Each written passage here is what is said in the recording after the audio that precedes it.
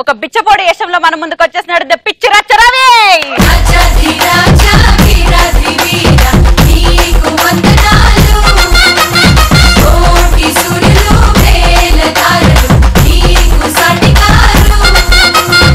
రచ్చ నన్ను అడగవా? నేను పెద్ద బిచ్చపోలని అడగా. ఈ గెటప్ ఏం గెటప్ నాన్న? బిచ్చపోడా. ఇది గెటప్ కాదురా, దాని ప్రభావం వల్ల అయినా ఈ జీవితం. మా ఇంట్లో పోయిన మొన్న ఎపిసోడ్ వచ్చింది చూసి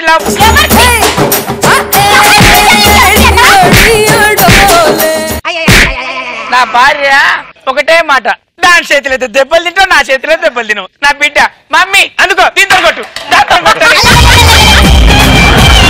ఇంట్లో పరువు పోయింది. కానీ ఈ 10 రోజుల నుంచి అడుక్కున్నాక మాత్రం ఖతర్నాక్ సీనియర్ వచ్చింది రవి. అసలు ఈ గెటప్ లో కాదు, ఈ జీవితంలో ఎంత హ్యాపీగా ఉన్నదో మీకు అందరికి చెప్తా. మీరు అనుకుంటారు చి మమ్మీ బిచ్చపోడు వచ్చిండు అంటారు. బిచ్చపోడు అంటే అంత చీపా? ఆకలి అయితే అమ్మ దగ్గర పోయి అమ్మా కొదిలే అంటాం. ప్రేస్ దగ్గర పోయి ప్రేమికుడు వస్తే కొదిలే ఒక ముద్దే, వీలైతే కొంత ప్రేమే వానాలకి కొదిలేయి అంటాం. అవును, మీరంతా కష్టపడి ఓ ఇంటికి పోయి బండి మీద పోతారు, పోయి పొద్దున ఆఫీస్ పూట ఆఫీస్ పోతారు, ఆఫీస్ నుంచి ఇంటికి వస్తారు. కానీ మాకు no office, no boss, only చిల్లర కమింగ్, ఓన్లీ ఫుడ్ కమింగ్.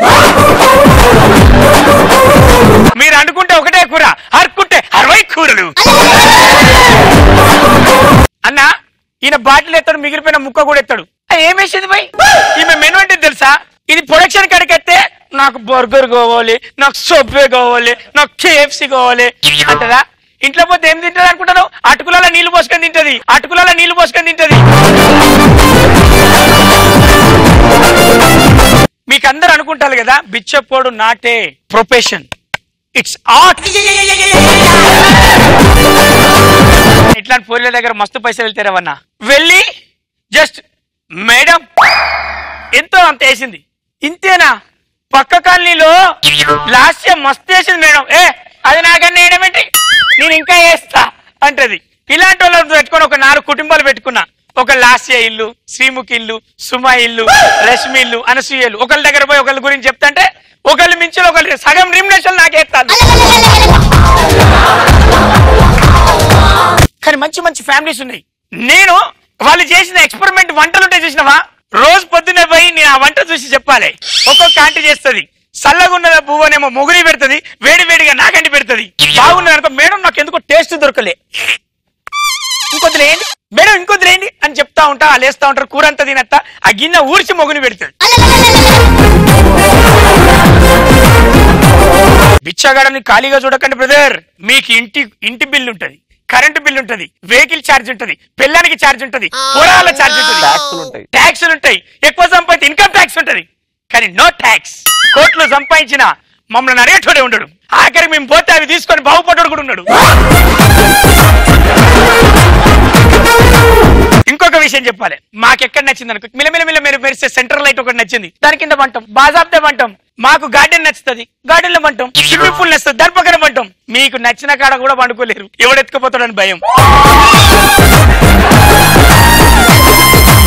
అరే వంశీ, మినరల్ వాటర్, ఫ్రూట్స్ తప్ప నేనేం తిన. వంశీ నా డ్రెస్ తెచ్చావరా? తీసుకున్న సూట్ అక్కడ పెట్టు. మన BMW car okay. BMW car నాకు అనరాదు, మాకు పైసలు ఉన్నాయి. తెలుగులాను మరి, తెలుగులాను లచ్చల కార్. మేము మీలాగా బతకలేం అనీజీగా. సెక్యూర్ లేని లైఫ్. ఏ జాబ్ చేసినా 30 ఏళ్ళే. ఎంత కోట్లు సంపాదించిన ఇన్కమ్ ట్యాక్స్ భయం. మాకు ఏ ట్యాక్స్ లేని భయంగా బతుకుతున్నాం. మేము బిచ్చగాళ్ళం సార్. మేము ఒకటి, బిచ్చగాళ్లకు ఏసీ హాల్ కూడా ఉంటాయి. ఎట్లా చెప్పన్నా, 35 రూపాయలు పడితే AC room, AC cinema hall ఉంటాయి కదా. ఫస్ట్ షో పోడే, సెకండ్ షో అనుకున్నాడే. మేము రిలాక్స్ అవ్వాలంటే సినిమా హాల్ పోతాం. మేము తినాలనుకుంటే పక్కన ఫంక్షన్ పోతాం. సార్ కొద్దిగా గంట లేట్ గా పోతే అయిపోయి అందరు తినిపోయినాక మిగిలిన ఏం సారీ అనగా 4 కూరలు 4 వెరైటీ మేము తినంగా పక్కలో కూడా పంచుతాం. బిచ్చగాడు అని మనం అవమానించిన వాడు కాలర్ వేసుకొని మనల్ని ముందంటే తిరుగుతూ 100 సార్లు అడుక్కున్నా బిచ్చగాళ్ళగా చేస్తున్నా. బిచ్చప్ సలాం.